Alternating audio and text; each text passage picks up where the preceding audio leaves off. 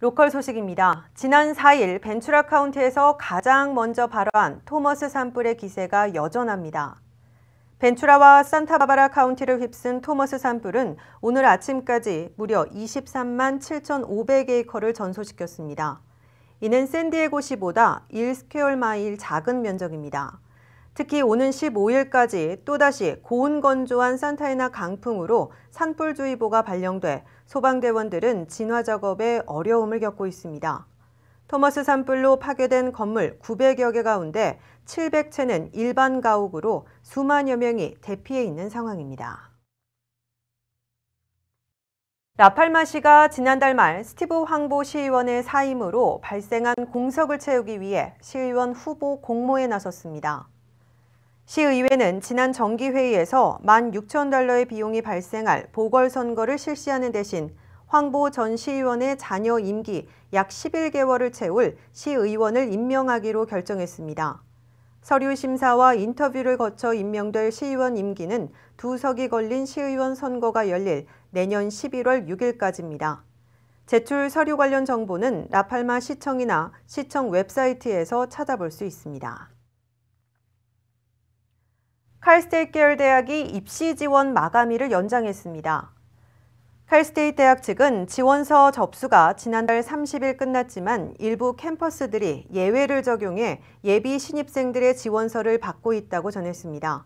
현재의 입시 지원서를 연장한 대학은 23개 캠퍼스 가운데 절반 정도인 13개 캠퍼스로 오는 15일 금요일을 마감일로 잠정 결정한 상태입니다. 하지만 이미 입학 정원을 초과한 LA와 롱비치, 플러튼, 포모나, 그리고 샌버나디노와 샌루이스 오비스포 등의 캠퍼스는 더 이상 지원서를 받지 않습니다. 대학 측은 진행 상황에 따라 캠퍼스별로 마감일이 추가 연장될 수도 있다고 덧붙였습니다. 1년 8개월간 임기를 마치고 귀국하는 이기철 LA 총영사를 위해 한인사회가 오늘 송별 만찬 행사를 가졌습니다. M&L 홍 파운데이션은 남가주 재외국민들의 목소리를 대변하고 주류사회와의 활발한 교류로 한인사회 권익을 위해 힘써준 이기철 총영사에게 감사를 전하기 위해 이 같은 자리를 마련했다고 밝혔습니다. 오늘 송별 행사에는 남가주 한인단체장과 일반 한인 등 100여 명이 참석했으며 데이빗 뉴 4지구 시의원이 이기철 총영사에게 감사패를 전달했습니다. 외무고시 19회로 네덜란드 대사와 재외동포 영사대사를 역임한 이기철 총영사는 임기 중 한인 서류 미비자의 운전면허증 발급을 위한 신규 영사관 아이디 발급, 한국과 애리조나 운전면허 상호 인정, 그리고 공립학교 교과서내 한국 발전상 수록 등 많은 사업들을 완료했다는 평가입니다. 이기철 총영사는 부임 후 많은 과제들을 소화하려고 애썼지만 동포재단 문제를 마무리 짓지 못한 데 아쉬움을 나타냈습니다. 지난 1년 8개월 동안 LA는 사실 저의 전부였습니다. 사랑하는 LA를 떠나면서 그동안 저에게 부족한 저에게 많은 지지와 격려를 해주신 동포 사회에 대해서 진심으로 감사의 말씀을 드립니다. 그리고 앞으로도 이 남가주 동포 사회가 무궁한 발전을 하기를 기대합니다. 사실 제가 여기 도착한 다음에 이제 3가지 목표를 이제 생각을 했는데, 첫 번째 민원실 이 개선 문제, 이것은 상당히 실질적인 진전이 있다고 생각이 되고, 또 총영사관 신분증 발급 문제도 완전히 해결이 됐고, 또 이 한미 동포재단 문제도 조만간 해결되는 기미를 지금 저희가 보고 있습니다. 바로 가까운 시일 내에 이제 해결될 것이라고 생각을 하고. 한편 이기철 총영사는 이번 달 말쯤 한국에 귀임한 뒤 정년 퇴직을 계획 중입니다. 한국에서는 2018 평창 동계올림픽 성화 봉송 행사에 자율주행 로봇이 나타나 눈길을 끌었습니다. 그런가 하면 나폴리의 한 마을에서는 수제작 피규어로 만든 김정은과 트럼프가 탑셀러로 꼽힙니다. 이 밖에 단신종합 조민정 기자입니다.